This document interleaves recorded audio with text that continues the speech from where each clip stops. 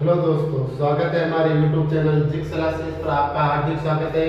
आज हम अध्याय 6 जीव प्रक्रम उसके बारे में आज हम पढ़ेंगे। मानव में श्वसन तंत्र का नामांकित चित्र यानी श्वसन तंत्र का चित्र किस प्रकार का होता है तथा मानव के श्वसन तंत्र की जो विधि होती है या मानव में श्वसन तंत्र की जो क्रिया विधि होती है वो किस प्रकार की होती है, आज उसके बारे में हम अध्ययन करेंगे। तो आपके क्वेश्चन आ सकता है कि मानव में श्वसन तंत्र का नामांकित चित्र बनाकर वर्णन कीजिए। यानी श्वसन तंत्र जो हम श्वास लेते हैं, जिस श्वास के बिना हम जीवित नहीं रह सकते, उस श्वास के महत्व के बारे में यानी मानव में जो श्वसन तंत्र है उसका नामांकित चित्र बनाएंगे। चित्र बनाकर उसके जो भाग होंगे या चित्र बनाकर उसको वर्णन करेंगे कि मानव में श्वसन क्रिया किस प्रकार से होती है, हम श्वास किस प्रकार से लेते हैं। तो क्वेश्चन आपके आ रहे कि मानव में श्वसन तंत्र का नामांकित चित्र बनाकर वर्णन कीजिए। तो आप किस प्रकार से इसका वर्णन करेंगे। आप सब जानते हैं दोस्तों कि मानव में जो श्वास होती है, जो श्वसन की क्रिया होती है, वो नासा द्वारा प्रारंभ होती है। यानी जो ऑक्सीजन है वो हम नाक यानी हमारी जो नाक है, जो नासा द्वार है, उनसे हम ऑक्सीजन को क्या करते हैं दोस्तों, ग्रहण करते हैं। तो हम लिखेंगे सर्वप्रथम मानव में श्वसन की क्रिया विधि। क्या लिखेंगे दोस्तों, मानव में श्वसन की क्रिया विधि। फिर उसको अच्छे से अंडरलाइन करेंगे। फिर उसमें आगे लिखेंगे, क्या लिखेंगे दोस्तों कि मानव में वायु यानी मानव में वायु जो शरीर के अंदर किसके द्वारा प्रवेश करती है दोस्तों, तो मानव में वायु शरीर के अंदर नासा द्वारा ली जाती है। यह नासा द्वारा यानी नाक के द्वारा जो हमारी जो ऑक्सीजन है, जो वायु है, वो कहाँ पहुंचती है दोस्तों, नासा द्वारा शरीर में पहुंचती है। नासा द्वारा जाने वाली वायु यानी नासा द्वारा जो हमारे शरीर के अंदर ऑक्सीजन जो वायु जाती है, तो उससे क्या है कि मार्ग में उपस्थित महिपालों द्वारा निस्पंदित हो जाती है। क्या हो जाती है दोस्तों, निस्पंदित हो जाती है। यानी जो हमारे नाक जो नासा द्वार में जो महिपाल है दोस्तों, उसके द्वारा जो वायु मार्ग में जाती है, तो उन बालों के द्वारा जो धूल के कण होते हैं, जो सूक्ष्म जीव होते हैं, उन्हें उन बालों द्वारा क्या कर दिया जाता है, निस्पंदित कर दिया जाता है,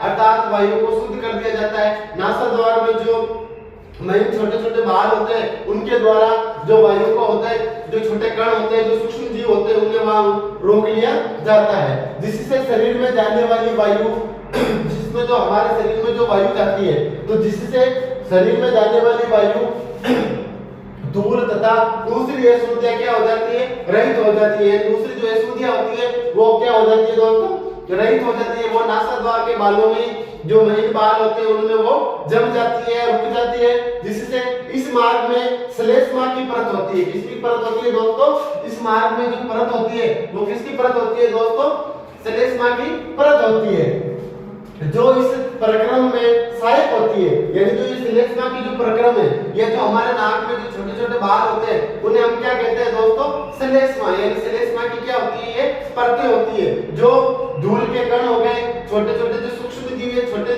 जो भी यानी धूल के कण हो गए या बारीक छोटे छोटे जो कण हो गए, वो श्लेष्मा इन्हें क्या कर देती है, नासा द्वार में रोक देती है, जो इस प्रक्रम में सहायक होती है। यहाँ से वायु कंठ द्वारा यानी जो वायु हम ग्रहण कर रहे हैं, जो ऑक्सीजन हम ले रहे हैं, वो कहाँ जाती है दोस्तों, कंठ के पास। यानी जो यहाँ से वायु कंठ द्वारा फुफ्फुस में प्रवाहित होती है। किसकी होती है, कंठ द्वारा फुफ्फुस यानी हमारे हृदय में क्या होती है दोस्तों, प्रवेश होती है। यानी यह फुफ्फुस, ये जो फुफ्फुस है वो हृदय है, हमारे जो ये दिल हृदय होता है, वहाँ क्या हो जाती है दोस्तों, प्रवेश हो जाती है। फुफ्फुस में वो प्रवेश हो जाती है या प्रवाहित होती है। कंठ में उपास्थि के बल्ले उपस्थित होते हैं। क्या होते हैं दोस्तों, कंठ होता है, उसमें उपास्थि के क्या होते हैं, ये बल्ले क्या होते हैं दोस्तों, स्थापित होते हैं या बल्ले उपस्थित होते हैं। ये सुनिश्चित करता है कि वायु मार्ग निश्चित न हो। ये क्या सुनिश्चित करता है कि जो वायु मार्ग हो उसमें कोई बाधा नहीं आए। वायु मार्ग है जो सीधा हमारे हृदय तक वायु को आसानी से, या जो हमारा ये फुफ्फुस है वहां तक वायु को आसानी से क्या करे दोस्तों, फैला दे। फिर ये फुफ्फुस में यानी उपास्थि बल्ले से होकर ये वायु कहाँ पहुंच जाती है दोस्तों, फुफ्फुस में यानी हमारे हृदय तक ये पहुंच जाती है। जो ये सुनिश्चित करता है, यानी जो उपास्थि बल्ले होता है, ये सुनिश्चित करता है कि वायु मार्ग में निश्चित नहीं हो, यानी कोई भी बाधा उत्पन्न न हो। इसके बाद आता है कि जो फुफ्फुस होता है, तो फुफ्फुस के अंदर क्या होता है, तो फुफ्फुस के अंदर मार्ग छोटी और छोटी नलिकाओं में विभाजित होता है। क्या होता है? जो फुफ्फुस होता है, ये जो हमारा फुफ्फुस है, क्या है दोस्तों? हमारा जो फुफ्फुस है, तो फुफ्फुस में छोटी और छोटी नलिकाओं में ये क्या हो जाता है? विभाजित हो जाता है। यानी छोटी छोटी ये नलिकाओं में फुफ्फुस क्या रहता है दोस्तों? विभाजित रहता है, जो अंत में गुब्बारे जैसी संरचना बनाता है। कैसी संरचना बनाता है दोस्तों? ये देखो, एक गुब्बारे जैसे क्या बना रहा है? संरचना बना रहा है। यानी जो फुफ्फुस होता है वो अंत में क्या बनाएगा दोस्तों? गुब्बारे जैसी एक क्या बनाएगा? संरचना बनाता है, या गुब्बारे जैसी संरचना में अंतर्गत हो जाता है। यानी गुब्बारे जैसी ये पूरी क्या बना देता है दोस्तों? संरचना बना देता है। जिससे जो संरचना बनती है, जो गुब्बारे जैसी जो संरचना बनती है, इस प्रकार की गुब्बारे जैसी संरचना बनती है दोस्तों। ये आपके जो छोटे छोटे ये गुब्बारे जैसी इस प्रकार की क्या बनेगी दोस्तों? एक संरचना बनेगी। इस संरचना को हम क्या कहेंगे दोस्तों? पुपिका कहते हैं। क्या कहते हैं दोस्तों? पुपिका कहते हैं। जो गुब्बारे जैसा फूल जाता है, या जिसकी गुब्बारे जैसी संरचना बन जाती है। यह आपके जो दिल की धड़कन होती है, उसी प्रकार से जो आपका दिल होता है वो धड़कता रहता है, धक धक। उस प्रकार से जो ये पुपिका क्या आती है दोस्तों? एक गुब्बारे जैसी संरचना में अगर अंतर्गत हो जाता है, जिसे पुपिका कहते हैं। और पुपिका में एक सतह उपलब्ध कराती है। क्या उपलब्ध कराती है दोस्तों? पुपिका में एक सतह उपलब्ध करवाती है। जिस सतह से उपलब्ध कराती है, जिससे गैसों का क्या हो सके? विनिमय हो सके, यानी गैसों का आदान प्रदान हो सके। हम नासाद्वार द्वारा ऑक्सीजन को ग्रहण करते हैं, फिर वापस हम कार्बन डाइऑक्साइड का क्या करेंगे दोस्तों? परित्याग करेंगे। तो जिससे गैसों का विनिमय हो सकता है। पुपिकाओं की भित्ति में रुधिर वायु, पुपिकाओं की जो भित्ति होती है, यानी जो पुपिकाओं की भित्ति है, तो पुपिकाओं की भित्ति में रुधिर वाहिकाओं का विस्तृत जाल होता है। क्या होता है दोस्तों? ये पुपिकाओं की एक जो संरचना हो गई, ये जो संरचना हो गई पुपिकाओं की, उसमें क्या होता है? एक रुधिर का क्या होता है दोस्तों? रक्त के जैसा एक क्या होता है दोस्तों? विस्तृत क्या होता है?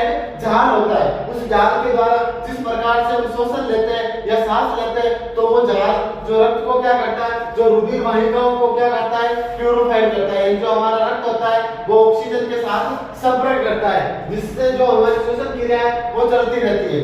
फिर आ गया मानव में श्वसन का नामांकित चित्र दोस्तों। मानव में श्वसन क्रिया किस प्रकार से होती है? किस किस प्रकार की श्वसन क्रिया होती है? यह मानव में श्वसन क्रिया का हम चित्र किस प्रकार से बना सकते हैं? तो ये मानव में श्वसन क्रिया का क्या है दोस्तों? नामांकित चित्र है, जिसे नामांकित किया गया है। यानी सर्वप्रथम ऊपर क्या होता है दोस्तों? नासाद्वार। क्या होता है दोस्तों? नासाद्वार। अब नासाद्वार का कार्य क्या है? कि नासाद्वार के द्वारा हम जो वायु है, जो ऑक्सीजन है, उसे क्या करते हैं? शरीर के अंदर ये क्या करते हैं? प्रवेश करते हैं। जो हमारे नाक है, जो नासाद्वार है, जो दो छिद्र है, इसके द्वारा हम क्या करते हैं? ऑक्सीजन को शरीर के अंदर क्या करवाते हैं दोस्तों? प्रवेश करवाते हैं। फिर ये हमारा क्या हो गया दोस्तों? मुख गुहा। क्या हो गया दोस्तों? मुख गुहा। जब हमें कभी सांस फूल जाती है, तो हम मुंह के द्वारा तेजी से हम क्या लेने लगते हैं? सांस लेने लगते हैं। तो मुख हो गया। फिर ये आ गया ग्रसनी, जो आपका क्या है दोस्तों? गला, जहाँ क्या होता है? आपका कंठ होता है दोस्तों। क्या होता है? कंठ होता है। जो आपके नीचे क्या हो गया दोस्तों? कंठ हो गया।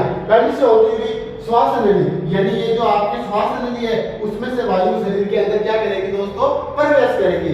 प्रवेश करने के बाद ये कहाँ पहुंच जाएगी दोस्तों? उपास्थि बल्ले से होकर हुई कहाँ से होती हुई जाएगी दोस्तों? उपास्थि बल्ले से होती हुई कहाँ जाएगी? फुफ्फुस में जाएगी। कहाँ जाएगी दोस्तों? फुफ्फुस में जाएगी। फुफ्फुस में जाने के बाद फुफ्फुस एक कैसी संरचना बना लेगा? जब ऑक्सीजन उसमें जाएगी दोस्तों, तो आपके फुफ्फुस होगा, वो कैसी संरचना बनाएगा? गुब्बारे जैसी एक संरचना का निर्माण करेगा। यह एक गुब्बारे जैसी इस प्रकार की, यह जो गुब्बारे जैसी एक संरचना को क्या कर देगा दोस्तों? ये बना देगा। अब गुब्बारे जैसी संरचना को बनाने के बाद ये क्या करेगा दोस्तों? फिर जो आपकी ये मांसपेशियां, जो ये पसली आती है, जो आपके सीने में, जो चेस्ट में, जो आपके पीछे होती है, ये क्या है दोस्तों? पसलियां हैं। क्या है दोस्तों? पसलियां हैं। फिर आपके ये आ गया ये श्वास नली वापस। क्या है दोस्तों? श्वसनी है। फिर ये आपके आ गया श्वसन निकाय या पुपिका केस। जो पुपिका केस होती है, बालों जैसी संरचना होती है, वो इस प्रकार की होती है दोस्तों। जो गुब्बारे जैसी आपकी क्या होती है दोस्तों? ये संरचना होती है, जिसमें आपके श्वसन और श्वसन निकाय क्या होती है? पाई जाती है। जिससे क्या के जिसमें जैसे ऑक्सीजन हमारे नासाद्वार के द्वारा अनेक भागों से होते हुए नासाद्वार के द्वारा, कंठ के द्वारा, श्वास नली के द्वारा, फिर उपास्थि बल्ले के द्वारा, में पहुंचती है तो ये कोशिकाएं होती है जिसमें ऑक्सीजन प्रवेश करती है, तो ये गुब्बारे का आकार जैसे यानी गुब्बारा जिस प्रकार से घूमता है उस प्रकार से ये कोशिकाएं श्वसन या श्वसनिकाएं होती है, जो क्या रहती है दोस्तों, सिकुड़ती रहती है, संकुचित और प्रकुंचित होती रहती है। फिर आपके आ गया कोशिका केस, जो एक भाग जैसे क्या बनाता है दोस्तों, संरचना बनाता है।